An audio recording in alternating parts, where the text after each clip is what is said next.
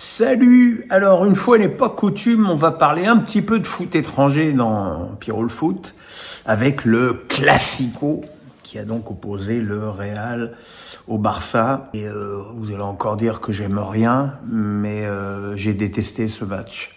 J'ai détesté ce match, j'ai détesté l'état d'esprit, j'ai détesté l'arbitrage, détesté cette pression mise sur l'arbitre en permanence, ces simulations, cette agressivité. Alors, il y en a qui vont me dire, bah oui, mais tu sais pas ce que c'est que la vraie rivalité dans le foot. Mais enfin, si c'est ça la vraie rivalité dans le foot, je vois vraiment pas ce que ça apporte et ce à quoi on en a besoin. J'ai trouvé l'atmosphère globalement détestable dans ce match. Et puis, d'autre chose, c'est que ce match a été pour moi un laboratoire parfait de tout ce qui va pas dans l'arbitrage aujourd'hui. Il y a d'abord le but extraordinaire refusé à Mbappé à la 12e minute de jeu, alors qu'il avait d'ailleurs pas touché la balle.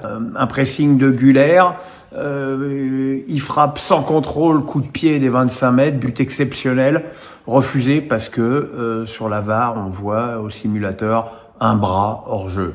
Il faut arrêter. Vous savez, vous me connaissez sur cette chaîne, ça fait longtemps que je lutte sur ce que j'appelle les hors-jeux à la con.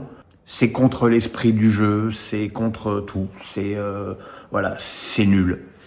Et autre chose qui est nul, c'est le penalty accordé au Real pour une main d'Eric Garcia parce qu'il touche le ballon à la sortie d'un tacle. Alors donc il faut tacler les mains dans le dos. Donc ça aussi c'est insupportable. Bon, le penalty tiré par Mbappé a été remarquablement repoussé par Chesney, mais bon, faut aussi reconnaître que c'est pas facile d'arbitrer ce genre de match avec des mecs qui se roulent par terre à chaque contact, qui réclament des jaunes et des rouges à chaque contact, et voilà, c'était pas extraordinaire.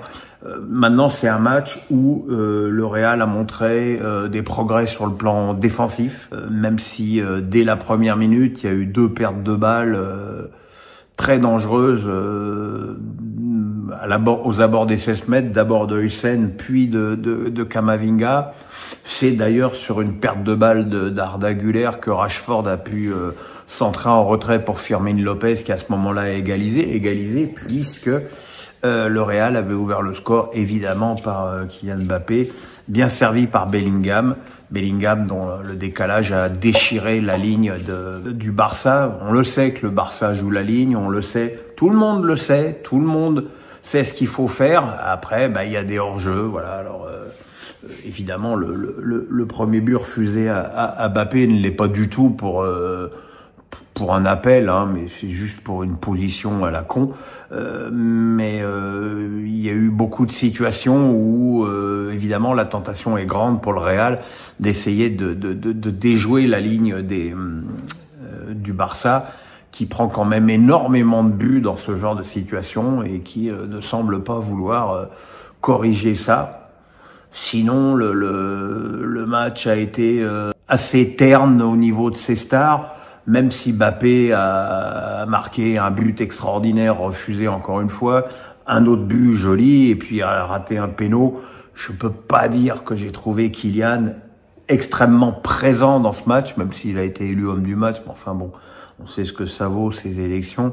Yamal, qui a beaucoup ouvert sa bouche dans les jours précédents, a été très bien pris par Carreras, qui est une bonne recrue. Mais voilà, le Real qui avait quand même perdu les 4 classicos de l'année dernière, hein, les 2 en Liga, la finale de la Coupe du Roi et la Super Coupe d'Espagne, remporte celui-ci, ce qui donne quand même 5 points d'avance au club madrilène en tête de la Liga. C'est évidemment pas assez encore pour penser que ce sera suffisant.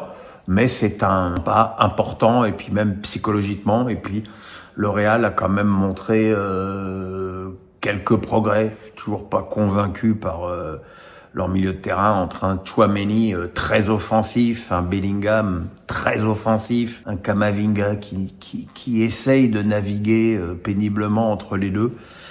Mais bon, défensivement, c'était quand même beaucoup plus consistant, notamment avec un bon Militao, qui a d'ailleurs offert le deuxième but du Real à Bellingham d'une jolie remise de la tête au second poteau sur un centre de Vinicius.